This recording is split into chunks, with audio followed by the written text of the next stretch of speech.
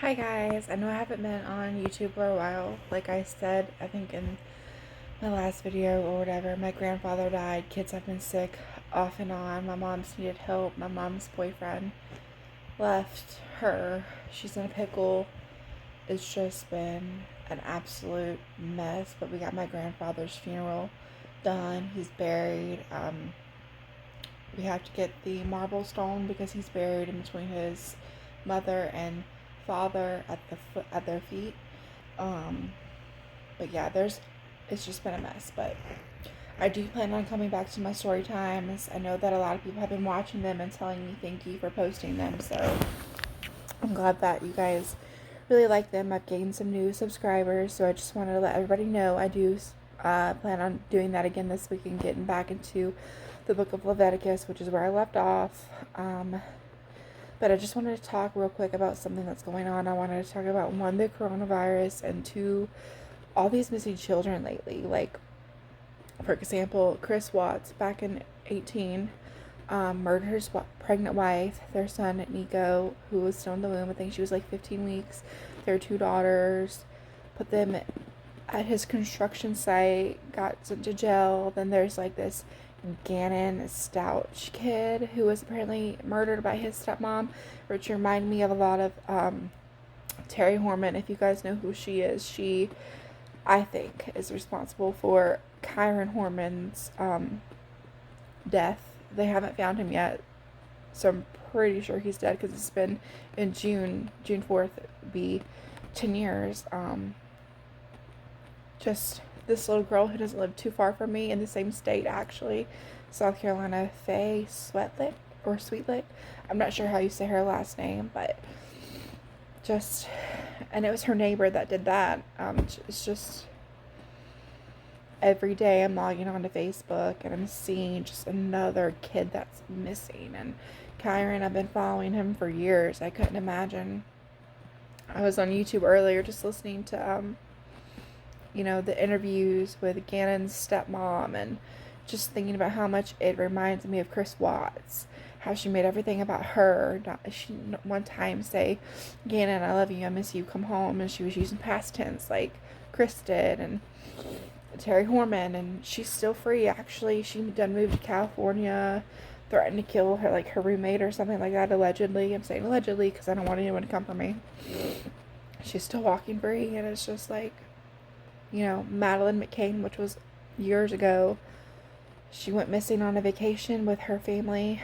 Her mom and dad were her doctor, and it's just, I don't understand how people can be so suspicious, and you have, little things like security videos that the neighbors pick up, or even your own doorbell, because they make doorbells now that record who's coming and shows you who's at your door and coming in and out of the house. And I really hope that they find Gannon. I really hope that they find Gannon. I really hope that they find Kyron too. It's been 10 years. Like, his mom deserves closure. I couldn't imagine my child being kidnapped or murdered and not knowing where they are. It was hard enough on me just going through 3 miscarriages. The amount of love that I had for a baby that I hadn't even met yet, that was a part of me and inside of me, that I felt like I had known already, because obviously they're half of me. But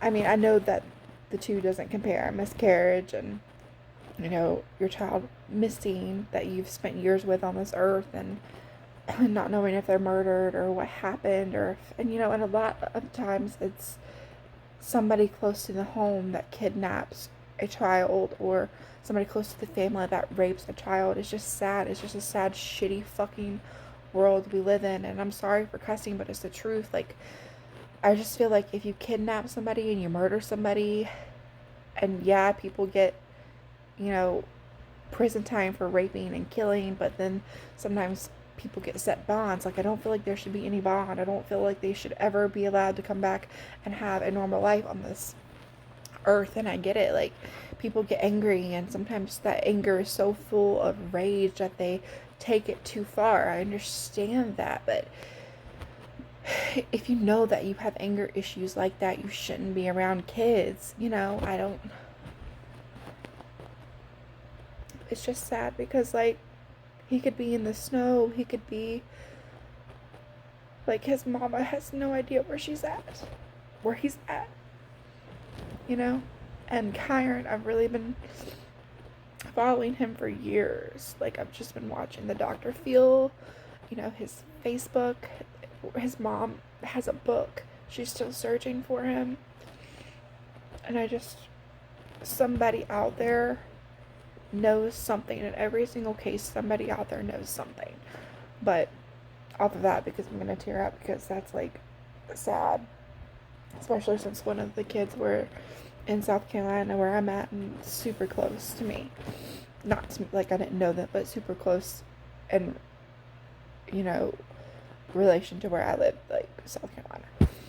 But, and anyways, this coronavirus, there's now 7 states in the U.S. that have the coronavirus. I believe they are Illinois, Arizona, California, Oregon, Washington State, Rhode Island, and there was one other place.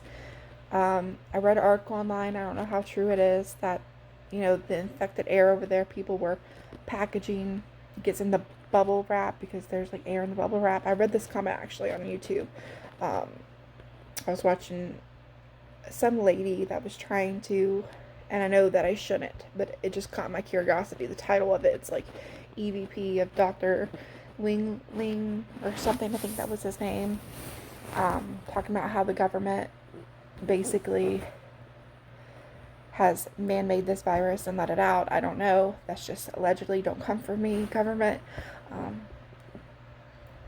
And I heard that people who had the virus are spitting into people's cups and just trying to spread it. And it's out the yin-yang in China, and it's out the yin-yang in Korea. And there's places in Italy that's on lockdown. Now it's here. I don't know if there's any in Canada. I think that there is. I think that all the continents have somebody with the virus. The only place I know for a fact that doesn't have it is Antarctica, and that's probably because it's too frozen there that the virus couldn't survive. I don't know, but I heard it was man-made. I heard that they were purposely putting it in the air in the bubble wrap and shipping it over here. So just be careful. Like, I'm so paranoid because I really don't want to get this, that I was going to make something for dinner and then I realized it said Illinois on it. And even though that's miles and miles away from me, I just threw it away. Like, and I know that I can't do that because you have to eat. Can't do that with everything. Oh, Arizona was the other state. And that's like Walmart's headquarters, and I shop at Walmart like all the time. But I'm really hoping and praying that this virus blows over. I saw on Facebook that every time there's an election year that a new virus comes out, like Ebola happened one year when there was a presidential election, and it just is crazy because we're in 2020 and, like, everyone, there's a lot of people I know that aren't taking it serious, and it's a lot worse than the flu, and the government and the news channels really do sugarcoat everything. You have to be careful, and people are like, wash your hands, like, go back to the basics, and yeah, that's good and all. First off, you should be washing your hands all the time, and second off, it's airborne, so even if you're around somebody and they've been next to somebody who's, they've come in contact with it, is what I'm trying to say, still airborne, so you're still breathing in the same air, you're still gonna get it. That's why the masks are so important, and I don't know if this is gonna be as bad as the Black Plague or back in the Renaissance times, but that wiped out, like, the majority of Europe, like, no fucking lie, and it could be that serious again. Like, there's no vaccination for it. They are working on it. They did say in a little less than 3 months, hopefully they will have a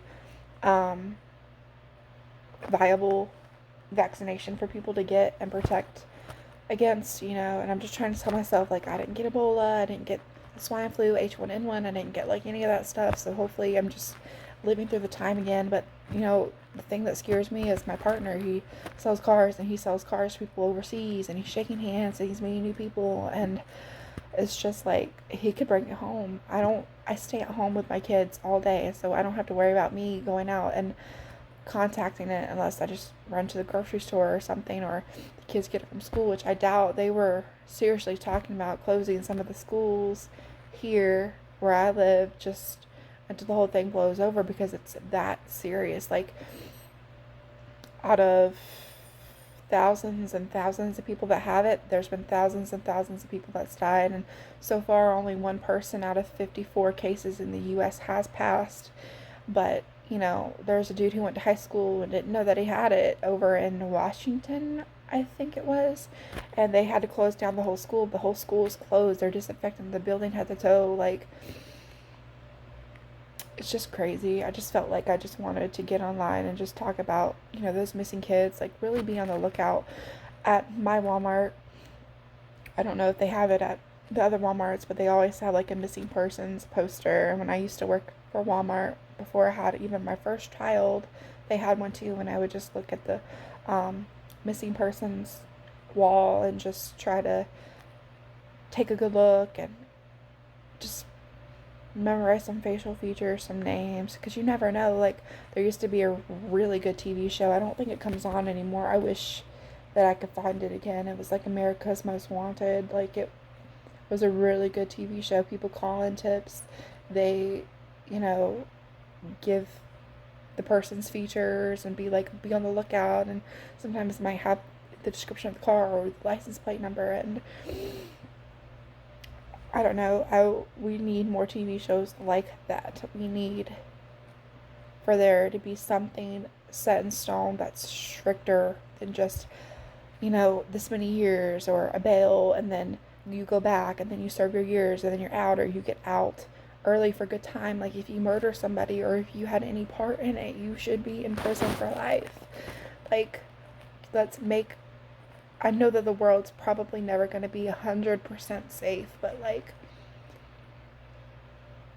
damn, Eve, why'd you have to eat that fucking apple? And then, a lot of people, that's just how I feel. Like, I'm gonna have a bone to pick with her when I get in heaven. But it's also like, she gave it to Adam, and Adam ate it too, and I don't think she told him until after he ate it where she got it from. So it was like, he's also to blame. And I don't know, my mind's just everywhere. Like, this is just some crazy times that we live in, and I know there's always going to be strands of things. There's always going to be viruses that pop up. Like, the world's a very dirty place. People eat anything. People are not clean. Some people are not clean. Some people go to the bathroom and don't wash their hands. Like, that's how germs spread. Like, that's how diseases spread. And, some people, it's just a really messed up world. Some people, sleep with people who have things and don't disclose that information before, and end up giving people things that are uncured. Thank God that's never happened to me, but it's just like the audacity of some people, and the fact that they care so little about other people really shows how much they really don't give a fuck about themselves. And I'm sorry that I'm cussing, but it's true. And it's just, I don't know. Do you guys like get what I'm saying? Like, I don't know, maybe I'm the only person that feels this way, but it's just like, I don't know. But anyways, I basically said what I wanted to say, but I am going to be back in my book sometime this week.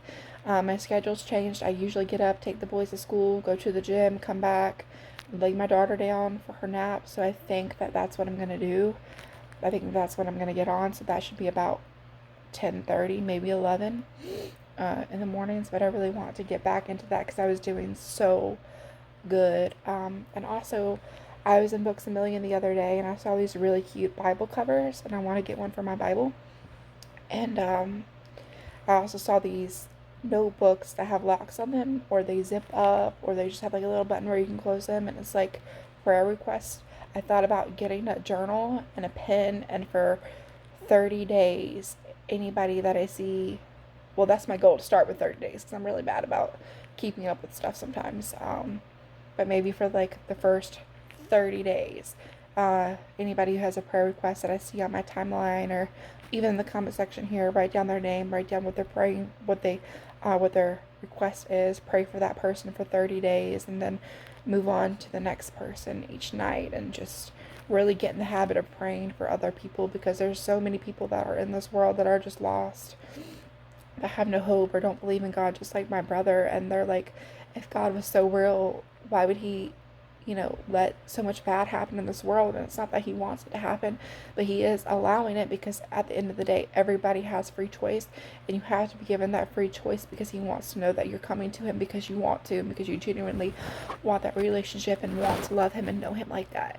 But there's a lot of people that I know that really need to be prayed for, and that's just a thought that I've had for at least the last 2 weeks, and I really think I'm going to do it. And it'd be great if you guys could get a notebook, and if you see somebody that has a little request on the comment section or on your Facebook, or when you're out in public, just write down their name, write down their request, and at the end of the day, before you shut your eyes, just pull your little notebook out, read through it, pray for them, and just, I think that's so beautiful to have somebody pray for you and you have no idea. There's just so many people, and it's like also planting those little seeds when you pray. God hears that, and hopefully, I believe that he will plant those little seeds in their heart when you're praying, and you get in the habit of that, and he sees the effort that you're putting in, and hopefully it would make that person grow, and they're like, whoa, I just came to this revelation today that, maybe there is a God, or, you know what I mean? Just like, for example, me writing down my brother's name, praying that he needs to find God because he's atheist, and just planting those little seeds when I pray that hopefully God will put him through something that will open his eyes, or something will happen that makes him realize that he is real. There's so many people in this world that are lost. There's so many people that need help. There's so many people that don't believe because this world is so bad, and they just don't care enough to even reach out to God because they feel like he might not be there or that he might not be real. But anyways, I've been on this for like almost 17 minutes now, just ranting on, so I'm gonna log off. I hope everyone has a good night. Night, guys.